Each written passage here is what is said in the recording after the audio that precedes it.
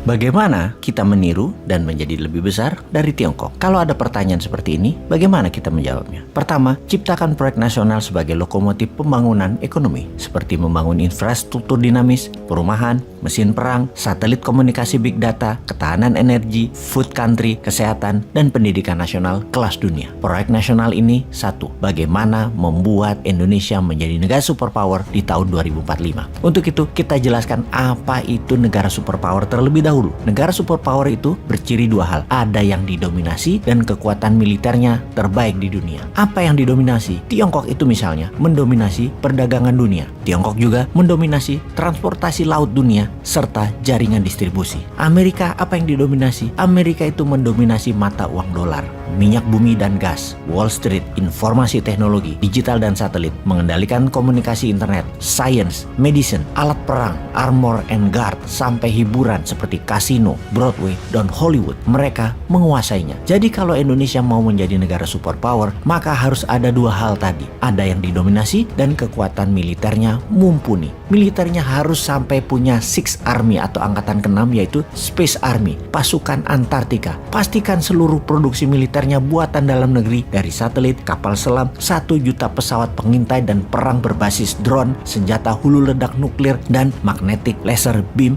harus punya semua. Teknologinya copy dulu, tiru dulu. Kemudian bagaimana memiliki dominasi ekonomi? Indonesia harus mendominasi bursa mineral, dari noble metal, precious group metal, metal tanah jarang, mulai dari tambang mineral sampai hilirisasi refiningnya. Finish produknya 99,99% pure metal. Lalu dibuat bursanya sebagai pengendali harga pasar, sebagai price makernya. Indonesia harus mendominasi dan menjadi food country terbesar di dunia, pengendali pangan dunia. Kemudian kendali atas air atau laut sebagai negara maritim terkuat dan terbesar di dunia, menjadi negara terkuat dan terbesar di selatan Katulistiwa, menjadi Atlantis baru dan Lemurian baru, menggabungkan kekuatan api dan kekuatan air. Pertama harus dipastikan Indonesia buatkan grand plan dan detail cost accountingnya. Berapa biaya, modal belanja untuk membuat semua itu terjadi 24 tahun dari sekarang hingga tahun 2045. Katakan angkanya muncul dari langit aja. Tiap tahun selama 24 tahun perlu 11.000 triliun rupiah. Maka printing money, print cetak uang saja. Sekedar mengingatkan,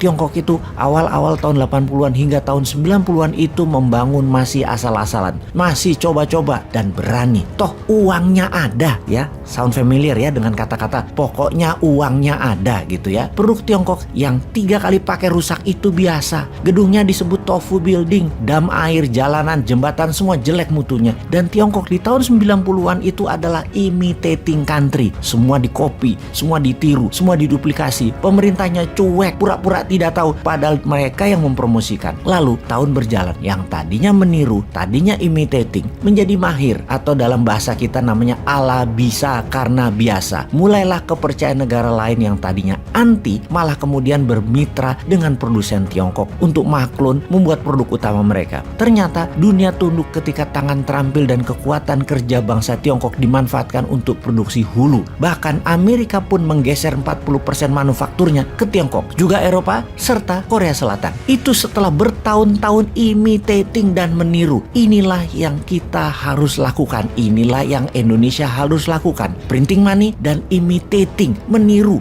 duplikasi, copy. Dimana setelah imitating country, di tahun 2029 nanti Indonesia mulai harus menjadi innovation country. Sahabat semua, kembali ke awalnya. Pastikan industri mineral Nusantara adalah tulang punggung cetak uang. Karena kekuatan transaksi pada logam metal tadi bisa merupakan 3 kali nilai uang yang dicetak. Dunia butuh mineral. Sungguh, Spice and Mineral Road itu adalah jalur sutra baru. Kendali atas maritim, pangan, dan mineral adalah Indonesia baru, New Santara bersama New Mind.